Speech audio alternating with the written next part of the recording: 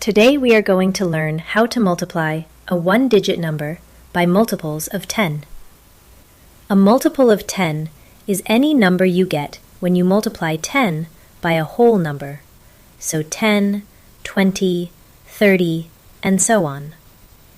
This concept is best demonstrated with an example. Let's work through the first example together. 4 multiplied by 30. First, we look at 30. It is made up of a 3 and a 0. We then multiply 4 by the number in the tens place, which is 3. 4 times 3 equals 12. Since there is one 0 in 30, we take the digits in 12 and move each of them one place to the left.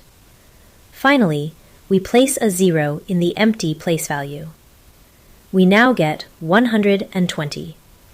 So 4 multiplied by 30 equals 120.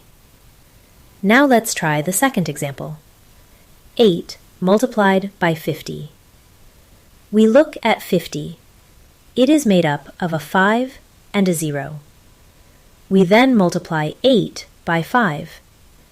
8 times 5 equals 40. Since there is one 0 in 50, we take the digits in 40 and move each of them one place to the left.